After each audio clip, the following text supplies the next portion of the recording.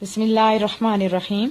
तमाम हम्द व सना हमारे करीम रब के लिए और करोड़ दुरूद व सलाम मुस्तफ़ा करीम सल्लल्लाहु अलैहि वसल्लम की ज़ात अक़दस के लिए।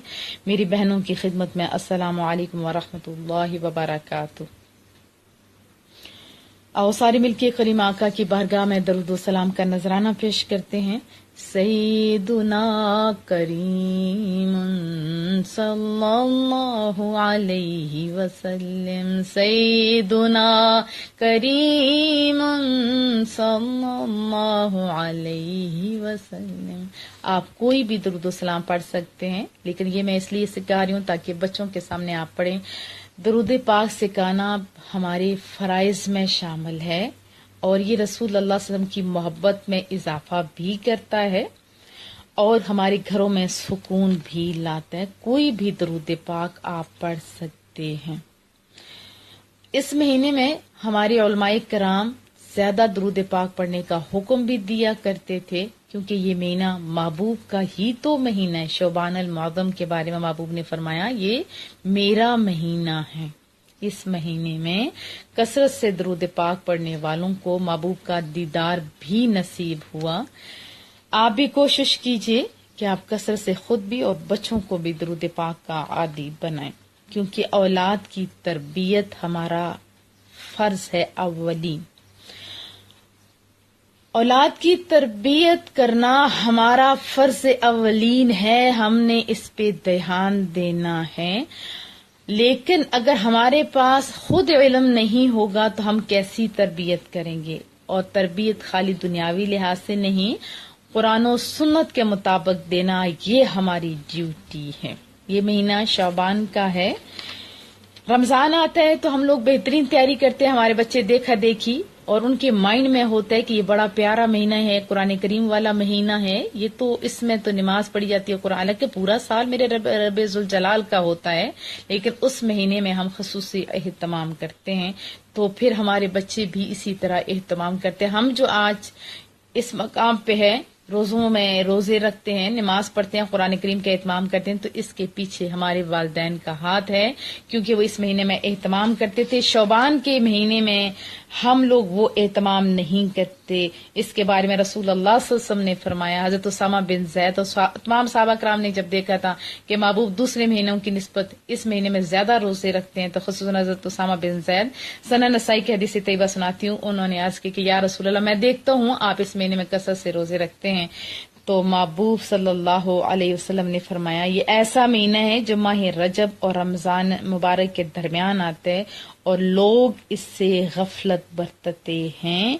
हालांकि इस महीने में पूरे साल के अमाल अल्लाह के सामने पेश किए जाते हैं और मैं चाहता हूं कि मेरे अमाल जब अल्लाह के सामने पेश किए जाएं तो मैं साइम हूं, यानी मैं रोजे की हालत में हूँ। रोजे की जैसे आप सबको पता है कि बहुत फवायद होते हैं, बहुत सारी बुराइयों से इंसान बचा रहता है। इसके साथ एक मसला भी बता दूं, ये ना हो कि इस महीने में आप ज्यादा रोजे रखें और फर्ज रोजे वो आप छोड़ दें। नहीं, अपनी ताकत के मुताबिक आप जरूर रखें, जितने आप रख सकते हैं।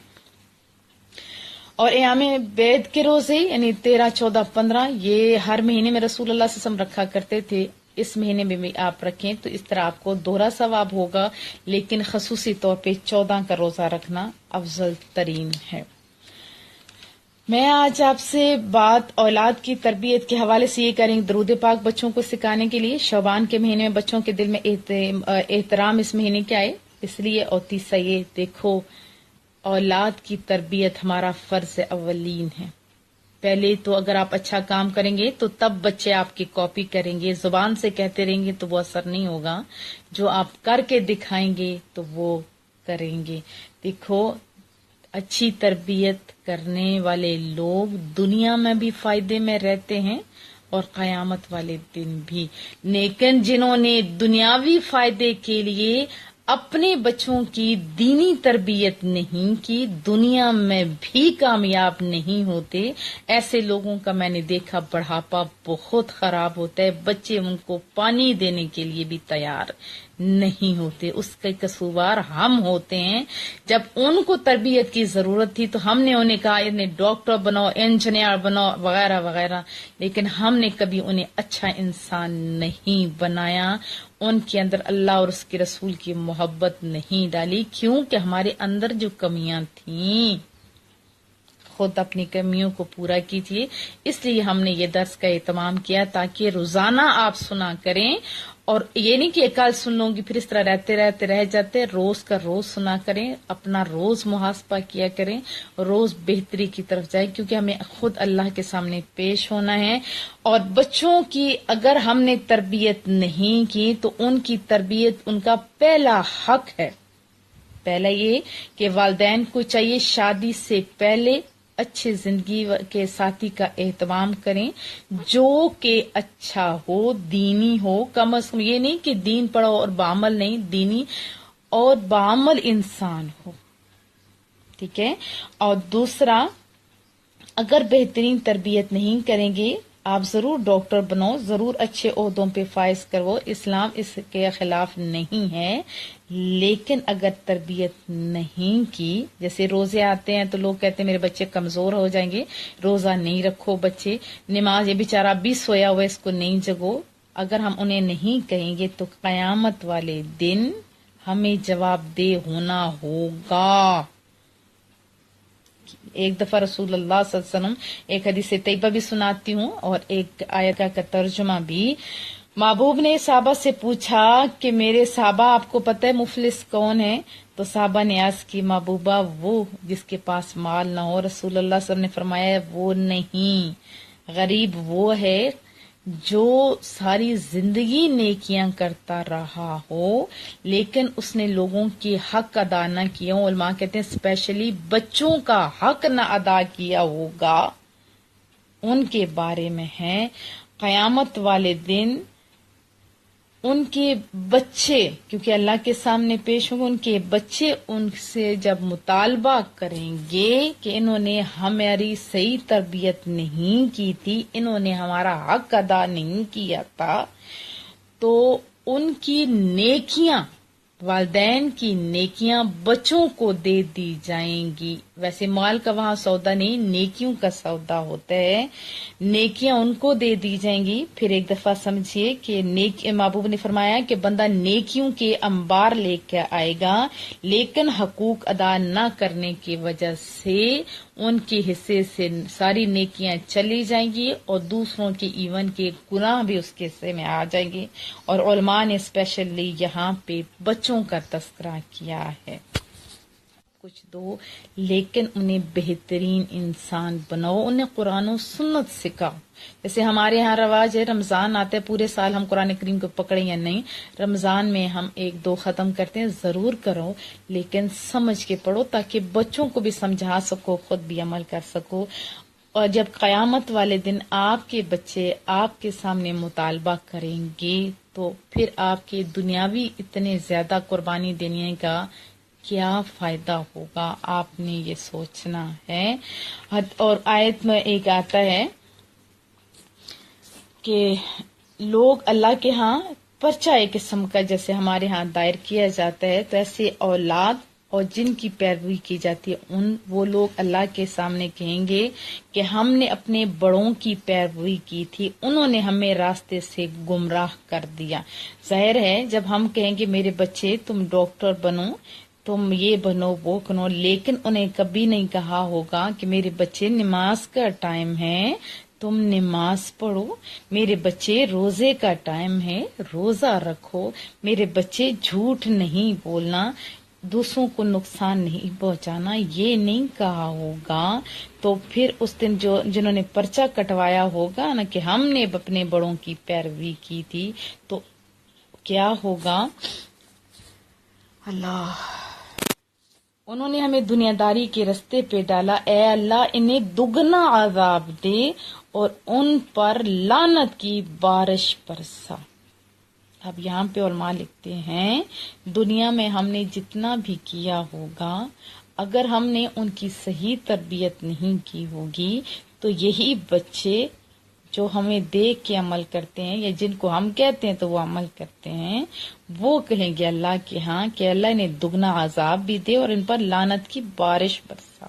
تو پھر بتائیے ہم کیا کریں گے؟ بچوں کی طرف آئیں اور والدین کو بھول جائیں یا آپ بچوں کو بھول جائیں؟ نہیں، دونوں کا حق ادا کریں۔ اگر آپ اپنے والدین کے ساتھ اچھا سلوک کریں گے، بچے آپ کے دیکھا دیکھی آپ کا احترام کریں گے۔ تو اپنے بچوں کی تربیت کی طرف زیادہ دھیان دیں تاکہ ہمارے بچے دنیا میں بھی کامیاب ہوں اور آخرت میں بھی کامیاب ہوں۔